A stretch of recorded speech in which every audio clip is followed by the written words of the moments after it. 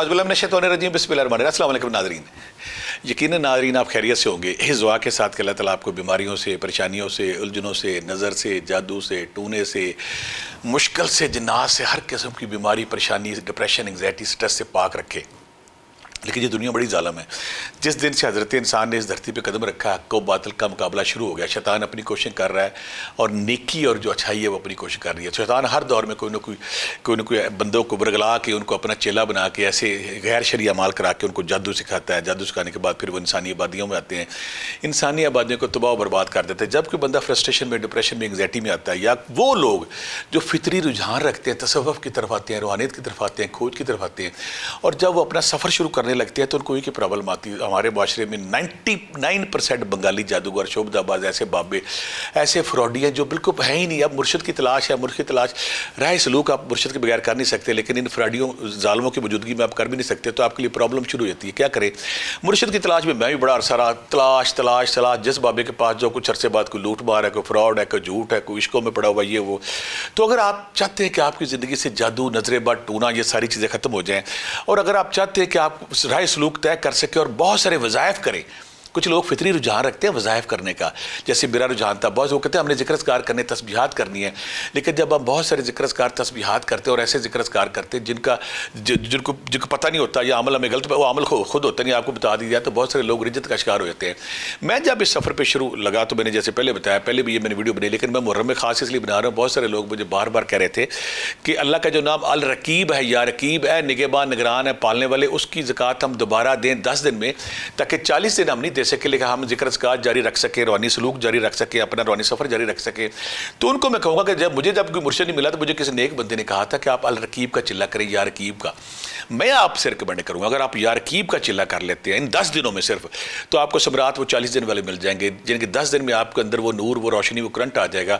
फिर दुनिया का बड़े से बड़ा चिल्ला करें, दुनिया का बड़े से बड़ा वजीफ़ा करें। आप जन्नात करना चाहते हैं, हमजाद करना चाहते हैं, अमाल असगर करना चाहते हैं, अमाल अकबर करना चाहते हैं, आप चेल काफ करना चाहते हैं, आगे मैं इस पर बात भी करूँगा। बड़े अमाल जिनसे जो आप रिजत हो जाती है, फिर आप इससे आज़ाद हैं। यानी कि मैं कहता हूँ फिर इसकी खूबसूरती कि अगर आप या रकीब के अमल बन जाते हैं 10 दिनों में, आप अपने घर का सार कर सकते हैं, अपने बच्चों का सार कर सकते हैं, अपने दोस्तों का सार सिर्फ 7 बार पढ़ के आपने असार कर लेना। फिर इसके बाद मैं कहता हूँ कि दुनिया का, उसके बाद वज़ाइफ की एक लंबी दास्तान है जो अल्हम्दुलिल्लाह मैंने किए।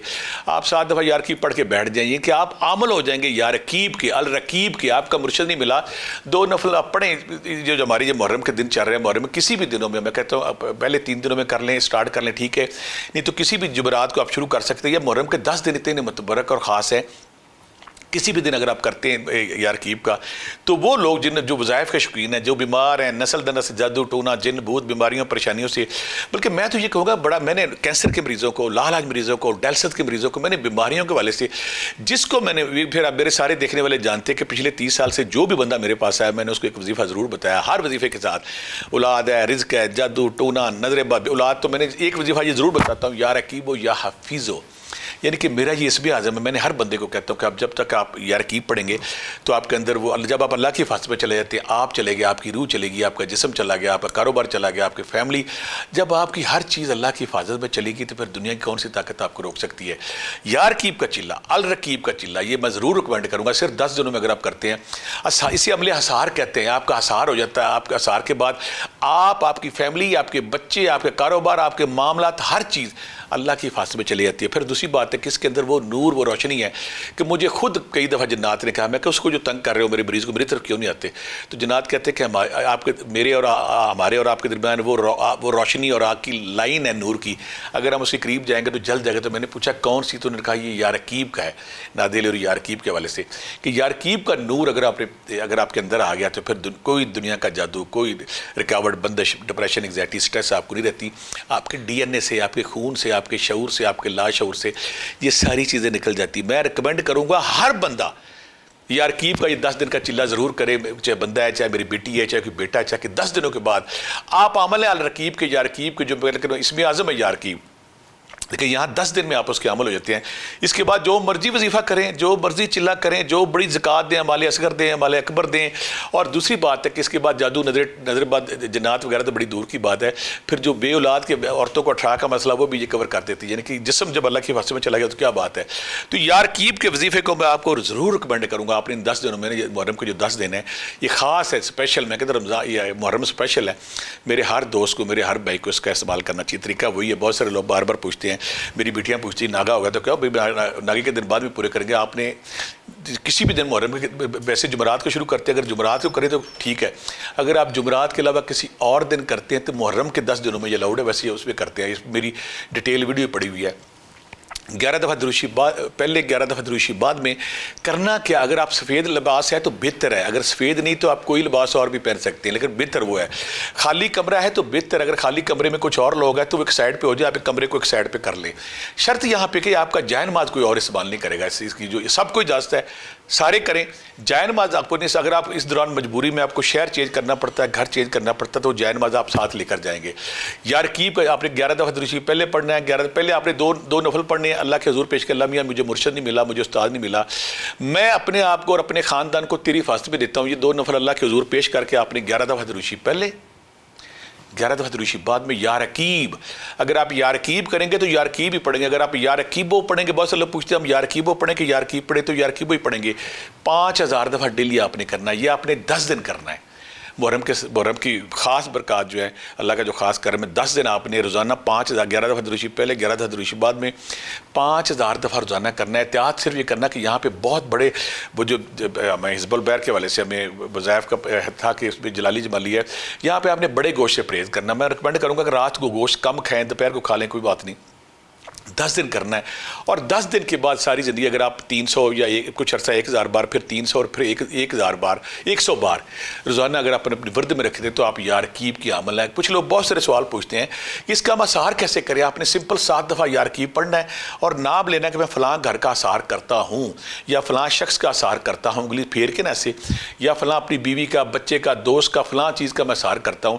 اور دوسری بات ہے اگر آپ کی حاضری شادری جنشن اگر آپ کے سامنے آ جاتا ہے تو 7 دفعہ آپ یا رقیب پڑھ کے اپنے پروپیجر کے باقی اعمال بڑے ہیں. اگر ہم کچھ اور صورتیں لمبی ہمیں اثار کرنا پڑتا ہے.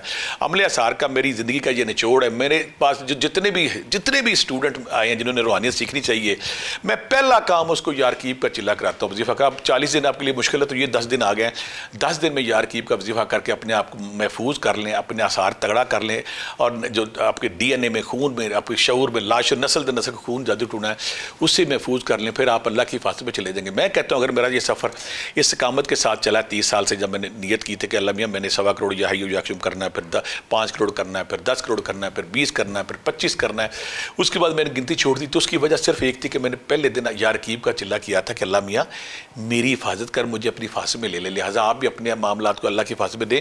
یا رقیب کا چلا 5000 دفعہ ڈیلی کریں. اس کو آپ جب 10 دن لے جائیں گے تو آپ اس کے عمل ہو جائیں گے. اس کے بعد آپ جاری و ساری رکھیں گے.